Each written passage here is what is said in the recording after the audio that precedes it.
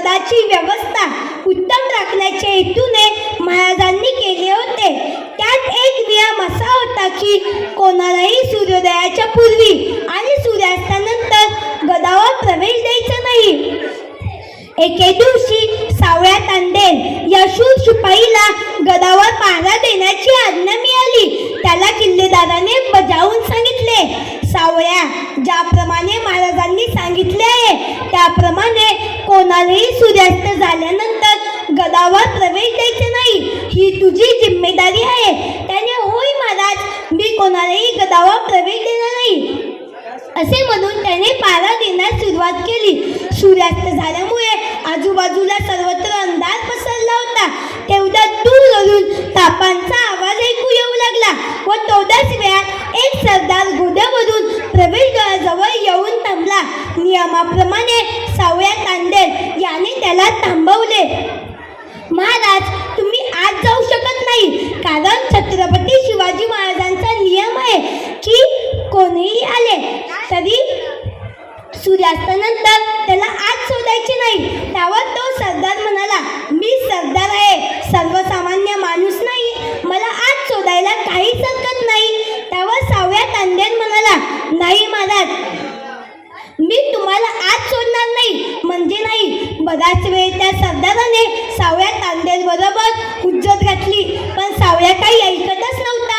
शेवटी सरदार त्या सावळ्याला ओरडला आणि म्हणाला, अरे कोण आहेस तू, काय नाव तुझे, तू मला अडवतोस, तुला कळतंय का काय करतोस ते? तुझी महाराजांकडे तक्रार केली तर तुला ते कामावरून काढून टाकतील आणि शिक्षाही करतील. तू जर मला आज सोडलेस तर कोण सांगणार आहे महाराजांना कशाचं कळतंय की मी सूर्यास्तानंतर आलेलो आहे?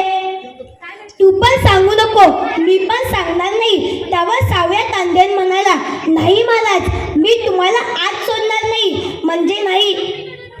त्यावर तो सरदार म्हणाला, अरे थांब, मी तुझ्या आताच इथे तुकडे तुकडे करून टाकेन, तुला ठार मारून टाकेन, तुला माहीत आहे का माझी ताकद? त्यावर सावळ्या म्हणाला, महाराज, तुम्हाला माझ्यासोबत लढायचे असेल तर मी पण लढायला तयार आहे, मला मारून टाका, पण मी तुम्हाला काही स्वतःहून आज सोडणार नाही म्हणजे नाही.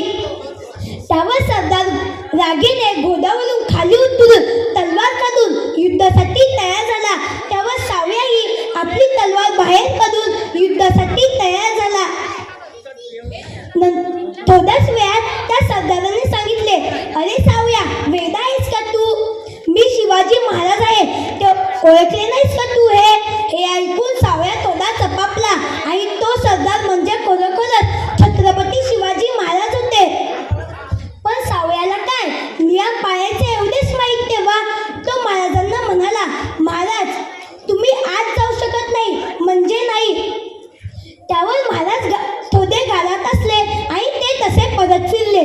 ती रात्र त्यांनी गदावरच्या खालच्या एका गावात काढली.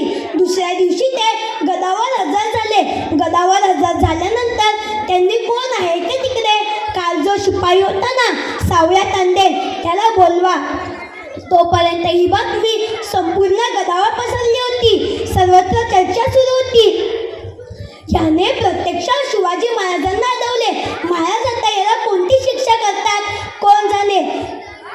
सावळ्या तांडेल दरबारात हजर झाला व खाली मान घालून उभा राहिला.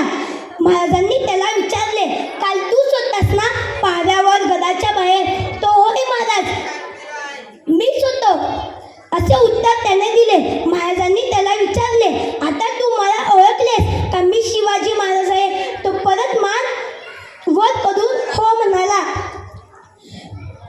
तू मला ओळखलेस का मी शिवाजी महाराज आहे?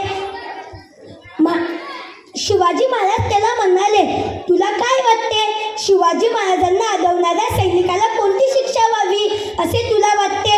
त्यावर तो सरदार म्हणाला, महाराज, तुम्हीच सांगितले होते ना कोणीही आले तरी त्याच्यासाठी तो नियम बदलायचा नाही. पण तुम्ही महाराज आहात, तुम्हाला जी बरोबर वाटेल ती शिक्षा द्या. मी तुम्हाला अडवले ते चुकलेच माझे.